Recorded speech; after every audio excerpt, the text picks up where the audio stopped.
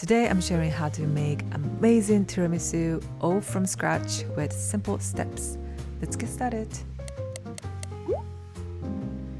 Homemade ladyfingers can be made really easily at home, and watch this video to see how to make it. I am sharing it step by step. Make one batch of the recipe, but here I wanted to show you that this time I piped them a little bit too close to each other, so some of them ended up sticking together. So make sure to give a little bit more space between.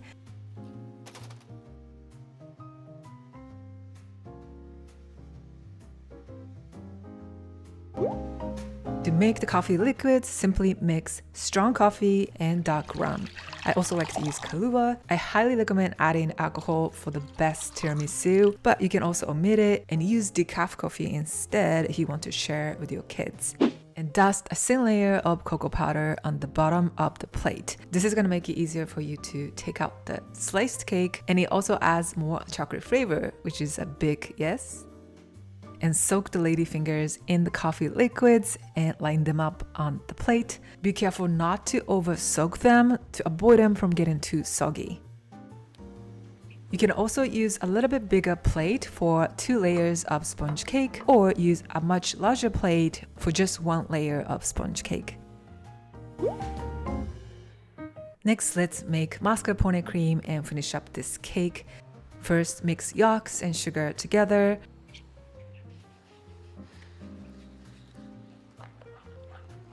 Heat it up with simmering water for about 10 minutes until it reaches to about 150 Fahrenheit.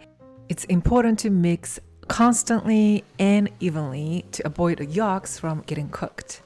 I used spatula this time, but you can also use a whisk. Strain it to discard any cooked egg in case it's there.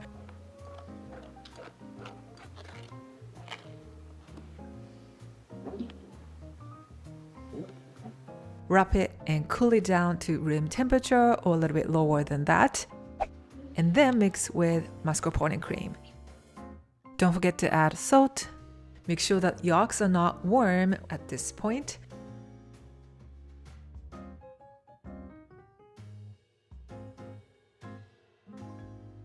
There's no need to whip it. You can use a regular whisk and mix until it looks nice and smooth.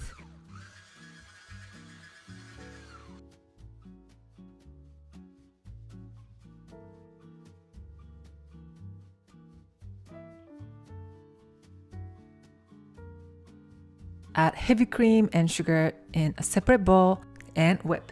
It's important to whip it until it gets very fluffy and stiff. To avoid the cream from getting too soft, whipped cream starts separating if you whip too much, so just don't get to the point, but we definitely need stiff whipped cream. Add the cold mascarpone cream mixture and mix until it's evenly blended.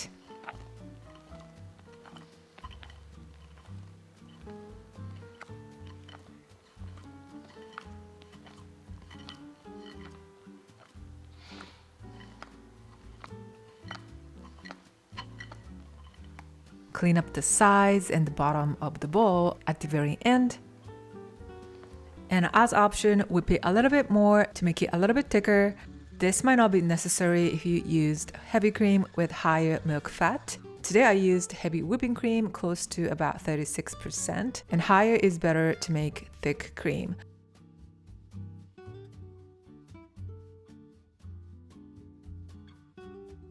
And spread about half of the cream. Today I did about 40% because I wanted to save a little bit more cream for the second layer to pipe the cream on top.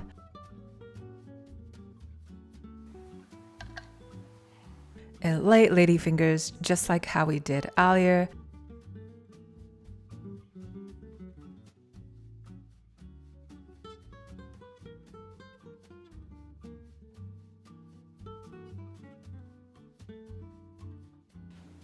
And spread some cream to fill the gap, and I piped on top of it with the rest of the cream, but this is not necessary. You can also just spread it just like how you did with the first layer.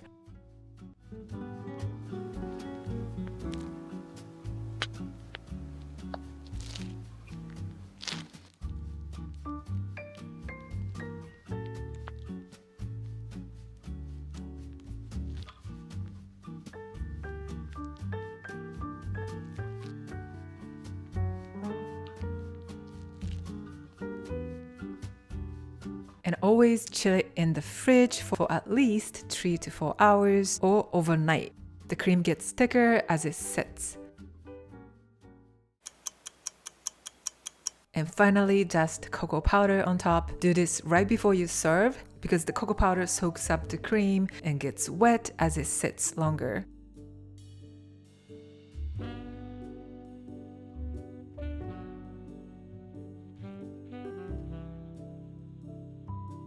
Use a sharp knife to cut the cake neatly.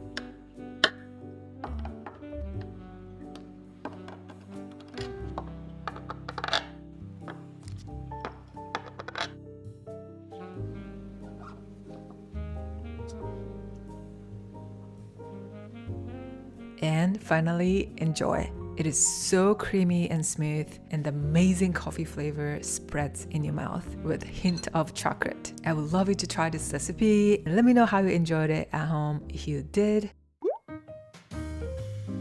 Traditionally, tiramisu are made with raw eggs. I know a lot of the recipes still do that. I highly recommend using pasteurized eggs. Either or not, you heat the eggs so that you or your guests can comfortably eat it. Most of the eggs at the grocery stores, at least in the States, are pasteurized. So just check the package and see if it says that. The biggest issue a lot of people face when they're making tiramisu is probably loose cream. And there are some ways you can avoid this. First, heavy cream. Make sure to whip heavy cream until it gets very fluffy and stiff, which contributes the most to make fluffier, thicker cream. I highly recommend using heavy cream with more than 40% of milk fat, or at least 36 or 37%. Or you can also whip the finished cream a little bit more if you wanted to make it a little bit thicker. And the last tip is to just wait longer. So compared to just waiting for about 4 hours, the cream gets a lot thicker when you wait overnight. If you feel nervous about it, you can always make it a day before